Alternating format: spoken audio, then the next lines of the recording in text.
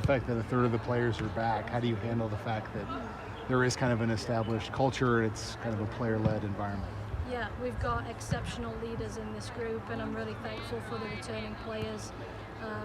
They know the Aurora way. I'm learning that and then bringing my pieces of that and seeing how we can collaborate and then just make it even better. I'm really thankful for the veteran players that are here, and this is a collaborative effort for all of us to contribute in the best possible way. Colette, you had a unique challenge coming in as the coach in the spring with the roster, I'm assuming mostly recruited, and then I'm sure you maybe felt like you had to maybe re-recruit them. Talk about that challenge and how you handled that. Yeah, I love challenges. I'm a problem solver by nature. And like I said, I think everything is relationships, building relationships, finding out why they're here, talking about why I'm here, what we're looking forward to, and we want to have another incredible season. It's a challenge, but it's one that I relish.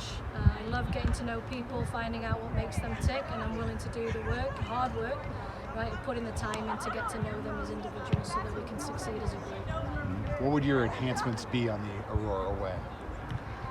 They've played a really high press and entertaining soccer. They've played a really attacking-minded, playing without fear, which is for me a big thing. When players are in an environment where they feel safe to make good decisions, they're going to excel. And then obviously really been well organized defensively too, so I think that goes into my style. When I was recruited in by Coach Nicole, that's why I came in. I knew what they did and how they did it, and I want to just expand on that and make it even better. If that's possible, hopefully that's true, and we've recruited players in that can come in and play that style and play that way. So I think if you're somebody that's watched before, you're going to see the Aurora way, maybe just 3.0, right? And hopefully we'll entertain and have a great time doing it as well. Coach Ellen said that you cracked some joke about when she's being concentrated like in press. What's it like? Because how important is it for you to have that kind of lighthearted atmosphere so people can be themselves? Yeah, I like to keep it lighthearted. I'm not sure the players roll their eyes every now and again. I always say my jokes aren't for everybody, it's really for me. So as long as I laugh, I think it's funny.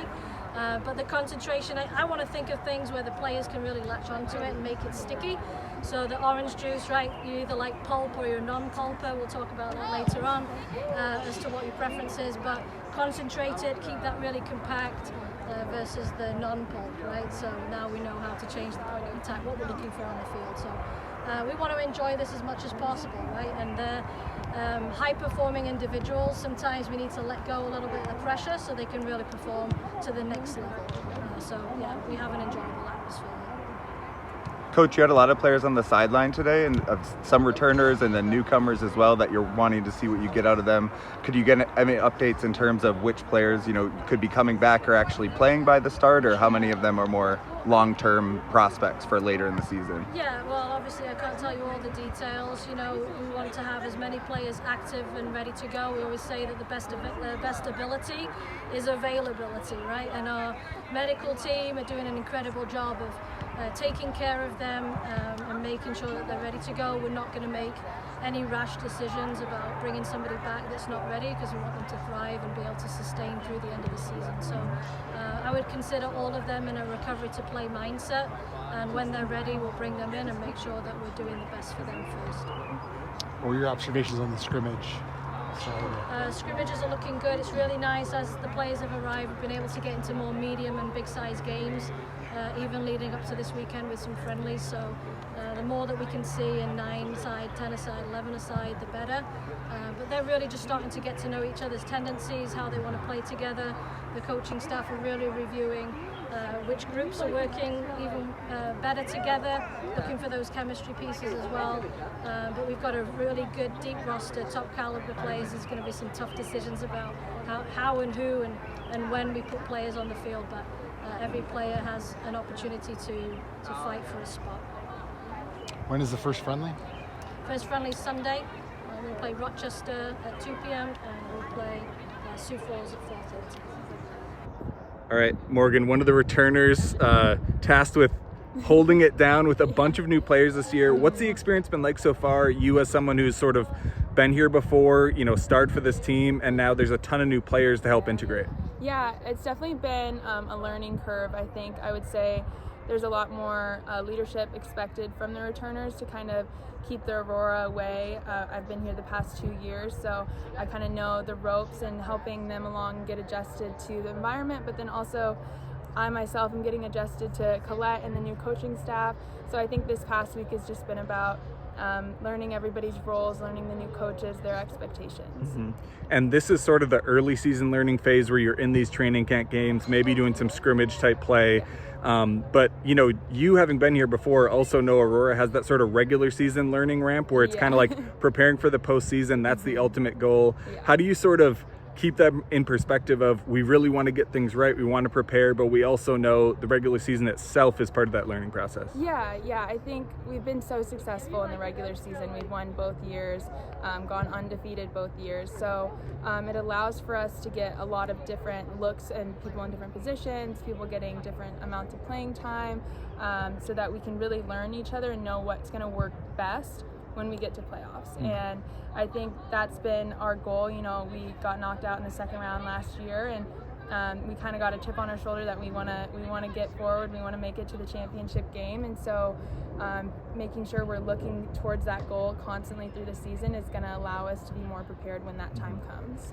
And this is a new situation for you individually. You've graduated. Yeah. You're an aspiring pro. I know you've been sort of on that path. Yeah. It's a familiar thing for Aurora to be that launching pad. Totally. But for you, how are you thinking about this summer in terms of helping you get that next opportunity? Yeah, in the past I was going back to my college season and it was a very different role. I was preparing for that, but now I'm preparing for a whole different level. And I've seen so many of my friends in years past use this as a platform to spring them forward. And I still talk to those people like Tiana and Kenz and those people that are playing professionally in Europe and living the dream. And so I've seen it and it works. And I know that if I put in the work and I focus really hard this summer, that could be a really good opportunity for me in the future and a dream. Nice, thanks Morgan. Yeah. All right, Taylor Shell, new defender coming in, graduate down in Miami. Talk about how you first heard about Aurora. Actually, the former coach had reached out to me my 5th year and had some interest in me coming out there, and then I took it into consideration and I would let her know if I was going to come back. And then I know she got a job at US Soccer, and fortunately still the opportunity awaited me come around like the end of April. So I called Colette and asked kind of to join the team, and she said we'd love to have you on board. And then I just came up here a couple weeks later, and then ever since then I've felt great with this team. The girls are great, the staff is great, the facilities are great, as you can see.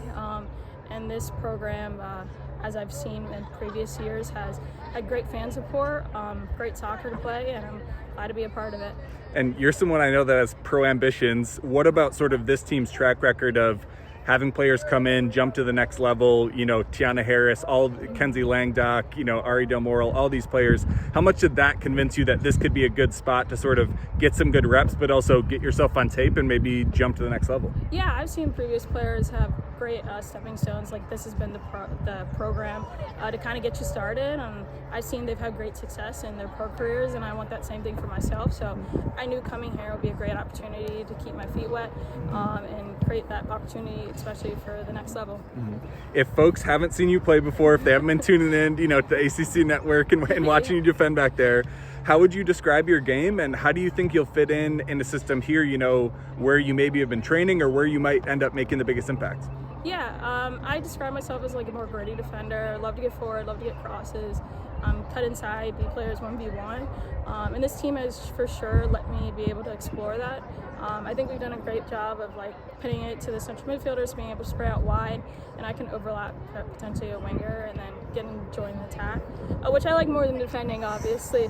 So that's nice to have, but be able to create goal scoring opportunities for not only for myself but for my teammates to be successful. Nice. All right, thanks, Taylor. Yeah, thanks. Welcome back. This is Aurora preseason. We have Jill Bennett, a returner, the freight train in midfield.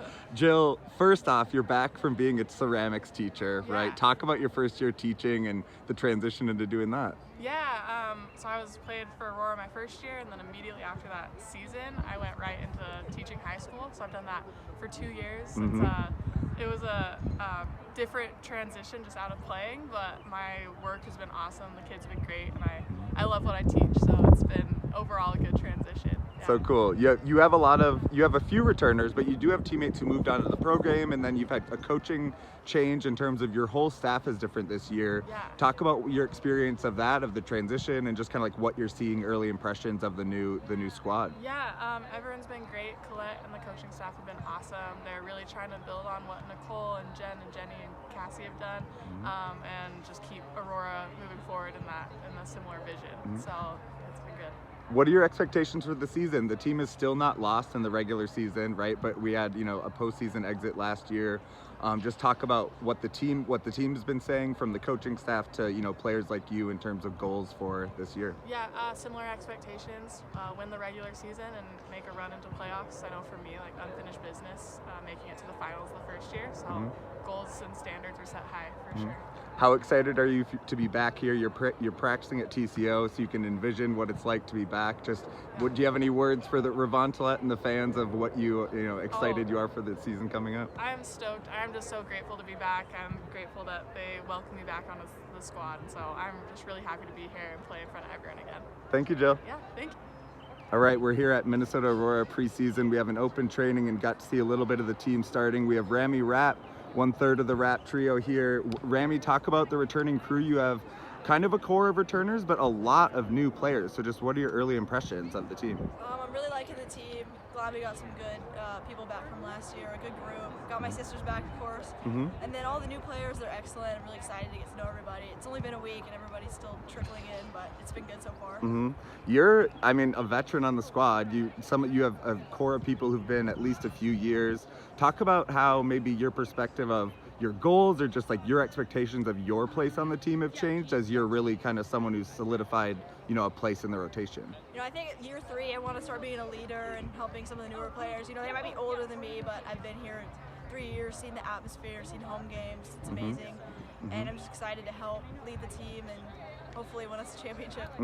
I know you had to start training elsewhere, and then now you're back on the field. Like, you get to imagine what the games are going to be like. Just talk about that. I'm sure the excitement builds once you step out here, and just what do you think about coming back another year with the fans here at TCO? It didn't feel like being back in Minneapolis until we got back to TCO. There's nothing like it. This stadium is amazing, and I'm so excited to play in front of our fans. Literally, there's nothing like it. College isn't the same. I love our fans. They're so supportive, and I'm really excited to play in front of them.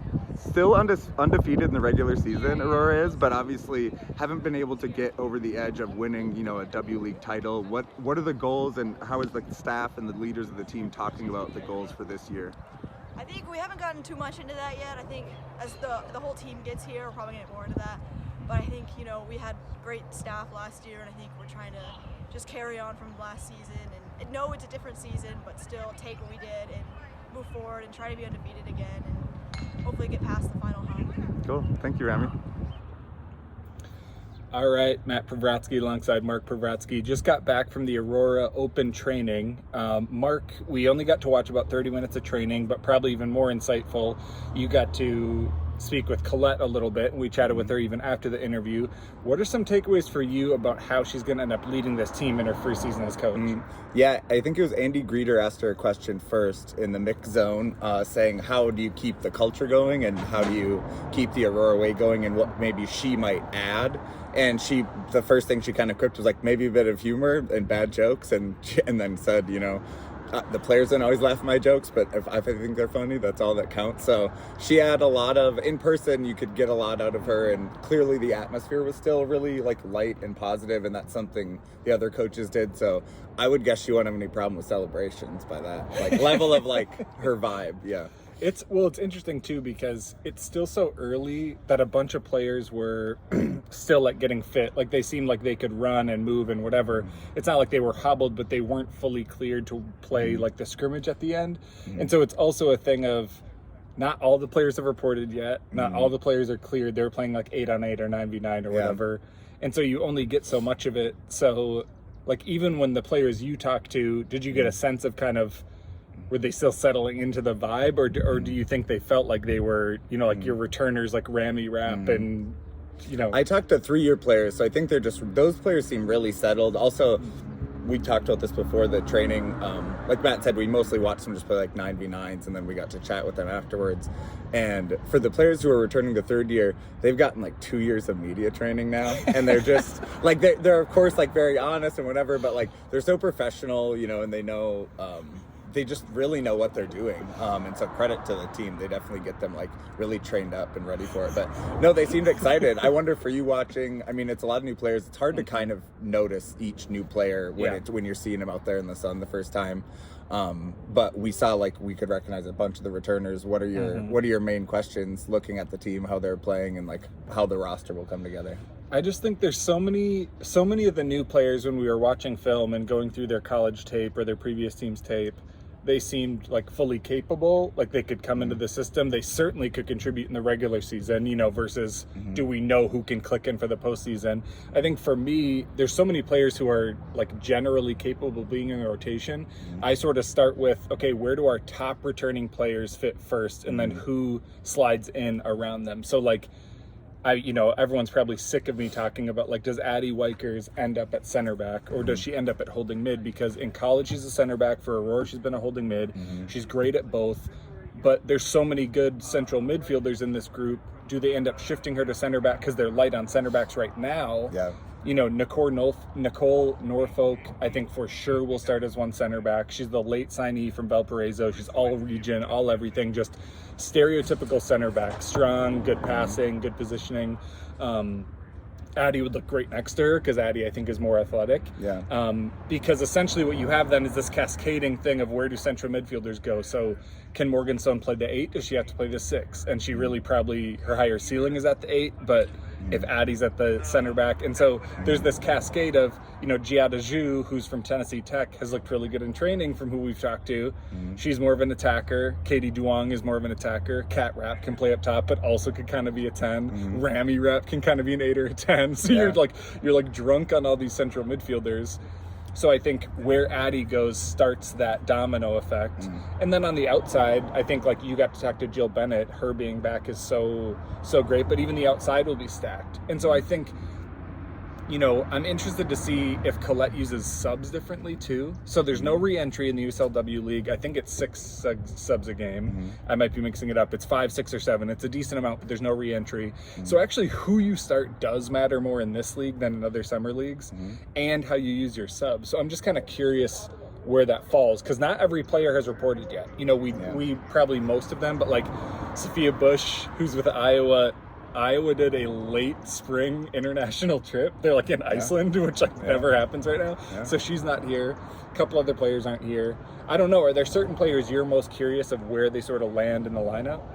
I mean, honestly, I think they'll move. I would imagine, based on some of the games, they'll try a lot of different things, because it's what Coach Lukic would do with all the games that end up being really one-sided. And so that's the flexibility. I mean, so that's, I would expect a similar type of thing, because it's a deep roster, it's large, and players of pedigree who want to play probably expect to play. But so it'll be tough. And also, I mean, we don't know who her favorites are. I mean, we're used to seeing people based on a coaching staff that was really consistent. It's all new coaches. There's nothing. So we asked players, and that's in our player interviews, a little bit of just like the transition overall. We'll get into more with them of what it's the difference once they're with the coaches. But that'll be interesting too, because that was a really consistent culture.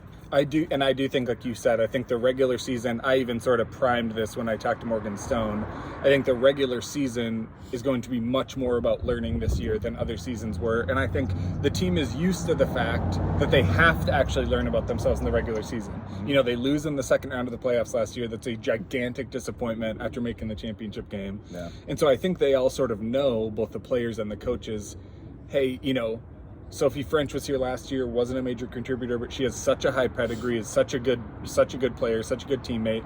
Does she jump up and become some major player? You know, does Eli Rapp end up on the back line when she's fully healthy? Do we see, you know, folks like who we talked to, Taylor, Shell from Miami, does she claim an outside back spot? So it's just all these things that I think we'll see a little bit more rotation and testing in the regular season than we typically do. Yeah, well, and we'll get into it more. We have a preseason show at Blackheart coming up on the 21st of June, 6:30 in the back lounge.